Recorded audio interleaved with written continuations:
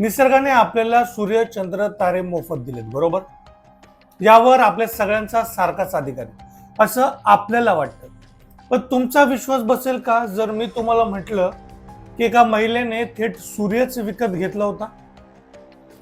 इतकंच नाही तर तिने लोकांकडून सन टॅक्स म्हणजेच उन्हाचा कर वसूल करायलाही सुरुवात केली होती. आता ऐकायला एखाद्या सिनेमाची गोष्ट वाटते, पण ही घटना 100% खरी आहे. ही गोष्ट आहे 2010च्या सालची. स्पेनच्या गॅलिशिया भागात राहणाऱ्या एंजेल्स दुरन या नावाच्या एका 49 वर्षांच्या महिलेला अचानक एक भन्नाट कल्पना सुचली. तिने ठरवलं की आता आपण सूर्याचे मालक बनायचं.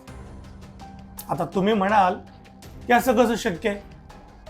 पण एंजल्सने फक्त विचारच केला नाही, तर ती थेट स्थानिक नोटरी ऑफिसमध्ये गेली, जिथे जाऊन तिने रीतसर कायदेशीर कागदपत्र तयार करून घेतली.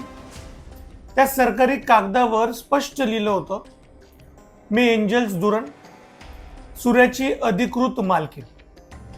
सूर्य जो एक G2 प्रकारचा तारा आहे आणि पृथ्वीपासून साधारण 14,96,00,000 किलोमीटर अंतरावर आहे, तो आता माझ्या मालकीचा आहे. आता प्रश्न हा पडतो की नोटरीनं हे मान्यच कसं केलं? तर एंजल्सनं आंतरराष्ट्रीय कायद्यातील एक मोठी पळवाट शोधली होती. 1967च्या आउटर स्पेस ट्रीटीनुसार जगातला कोणताही देश चंद्रावर किंवा सूर्यासारख्या अवकाशीय संस्थांवर आपला हक्क सांगू शकत नाही. पण एंजल्सचं म्हणणं होतं की या देशांना बंदी आहे, पण व्यक्तीला नाही. याच मुद्द्याचा फायदा घेऊन तिने सूर्याची रजिस्ट्री आपल्या नावावर करून घेतली. सूर्याची मालकीण बनल्यानंतर एंजल्स गप बसली नाही. तिने जाहीर केलं की आता पृथ्वीवर जो कोणी सूर्याचा प्रकाश वापरेल त्याला मला टॅक्स द्यावा लागेल. तिने या टॅक्सच्या पैशाचं जे नियोजन केलं होतं ते ऐकून तुमचे कान टवकारतील. 50% पैसे स्पेन सरकारला देणार, 20% पैसे देशाच्या पेन्शन फंडासाठी, 10% पैसे विज्ञानाच्या संशोधनासाठी, 10% पैसे जगातील भूकमारी मिटवण्यासाठी आणि उरलेले 10% पैसे स्वतःच्या खिशात घालणार. ही बातमी वाऱ्यासारखी पसरली. लोक थट्टा करू लागले की आता सनबाथ घेण्यासाठी आणि घराबाहेर पडण्यासाठी आपल्याला बिल भरावं लागणार.